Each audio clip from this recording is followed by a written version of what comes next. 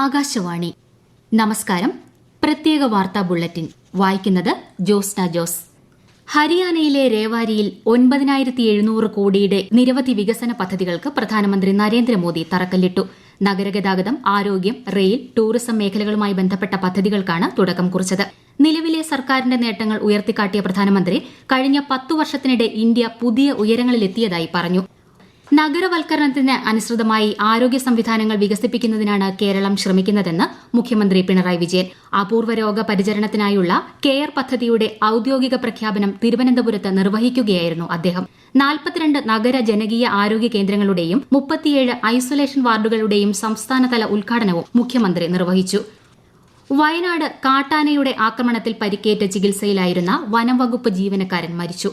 കുറുവാദ്വീപ് വനസംരക്ഷണ സമിതി ജീവനക്കാരനായ പുൽപ്പള്ളി വെള്ളച്ചാലിൽ പോളാണ് മരിച്ചത്. ഇന്ന് രാവിലെയാണ് ചെറിയമല കവലയിൽ ഇദ്ദേഹത്തെ കാട്ടാന ആക്രമിച്ചത്. ഒരാഴ്ചയ്ക്കുള്ളിൽ രണ്ടാമത്തെ ആളാണ് വയനാട്ടിൽ കാട്ടാനയുടെ ആക്രമണത്തിൽ കൊല്ലപ്പെടുന്നത്.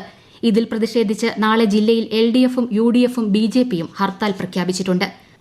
മാലിന്യ സംസ്കരണം കാര്യക്ഷമമായി ചെയ്യാത്ത തദ്ദേശ സ്വയംഭരണ സ്ഥാപനങ്ങളുടെ പദ്ധതി വിഹിതം വെട്ടിക്കുറയ്ക്കുമെന്ന് മന്ത്രി MB രാജേഷ്. കോട്ടയം മാടപ്പള്ളി ബ്ലോക്ക് പഞ്ചായത്തിൽ വിവിധ പദ്ധതികളുടെ ഉദ്ഘാടനം നിർവഹിച്ച് സംസാരിക്കുകയായിരുന്നു മന്ത്രി. പദ്ധതി വിഹിതത്തിൽ കുറവ് വരുത്തുന്ന തുക മികച്ച രീതിയിൽ മാലിന്യ നിർമ്മാർജ്ജന പ്രവർത്തനങ്ങൾ നടത്തുന്ന തദ്ദേശ സ്വയംഭരണ സ്ഥാപനങ്ങൾക്ക് കൈമാറുമെന്നും മന്ത്രി അറിയിച്ചു. CMRL എക്സാലോജിക് പണമിടപാടുകളിൽ സീരിയസ് ഫ്രോഡ് ഇൻവെസ്റ്റിഗേഷൻ ഏജൻസി അന്വേഷണം റദ്ദാക്കണമെന്നാവശ്യപ്പെട്ട് എക്സാലോജിക് നൽകിയ ഹർജി കർണാടക ഹൈക്കോടതി തള്ളി. കരിമണൽ കമ്പനിയായ CMRL മുഖ്യമന്ത്രിയുടെ മകൾ വീണയുടെ കമ്പനിയായ എക്സാലോജിക്കിന് സേവനങ്ങൾ നൽകാതെ വലിയ തുക കൈമാറിയെന്ന പരാതിയിലാണ് SFIO അന്വേഷണം നടത്തുന്നത്. ജയിൽ വകുപ്പിന്റെ നേതൃത്വത്തിൽ നടത്തുന്ന ഉത്തരമേഖലാ പ്രിസൺ മീറ്റിന് തുടക്കമായി.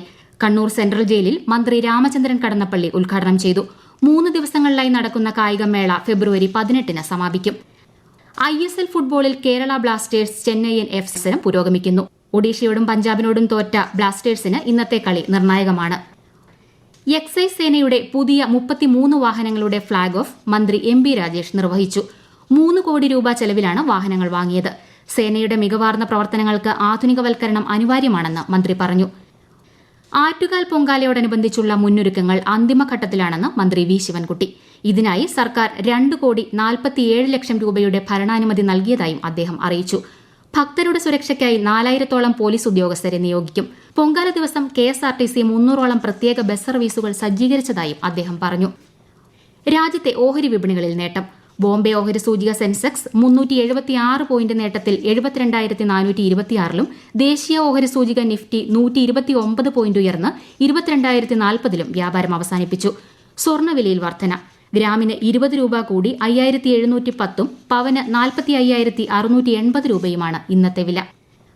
കേന്ദ്ര പദ്ധതികൾ ജനങ്ങളിലേക്ക് എത്തിക്കുന്ന വികസിത് ഭാരത് സങ്കല്പയാത്രയുടെ 2ാം ഘട്ട പര്യടനം തിരുവനന്തപുരം, എറണാകുളം, കോഴിക്കോട് ജില്ലകളിൽ തുടരുന്നു.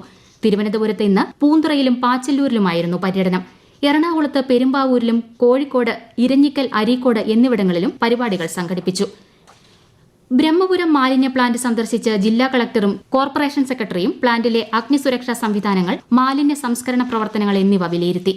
ഭക്ഷ്യമാലിന്യങ്ങളുടെ സംസ്കരണത്തിനായുള്ള പുതിയ 2 പ്ലാന്റുകളുടെ നിർമ്മാണവും ബയോമൈനിംഗുമായി ബന്ധപ്പെട്ട് പ്ലാന്റിൽ നടക്കുന്ന പ്രവർത്തനങ്ങളും ഇരുവരും വിലയിരുത്തി.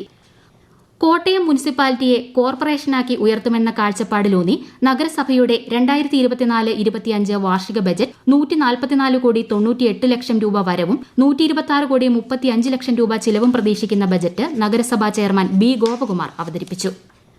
Thiruvananthapuram Menamkulam Marian engineering college campus ഹരിത ക്യാമ്പസ് പദവി നേടി. നവകേരളം കർമ്മ പദ്ധതിയുടെ ഭാഗമായ ഹരിത കേരളം മിഷന്റെ നേതൃത്വത്തിൽ കോളേജ് മാനേജ്മെന്റും വിവിധ വിദ്യാർത്ഥി സന്നദ്ധ സംഘടനകളും അധ്യാപകരും ചേർന്ന് നടപ്പാക്കിയ മാതൃകാ പരിസ്ഥിതി സംരക്ഷണ പ്രവർത്തനങ്ങൾ പരിഗണിച്ചാണ് ഹരിത ക്യാമ്പസ് പദവി സാക്ഷ്യപത്രം നൽകിയത്.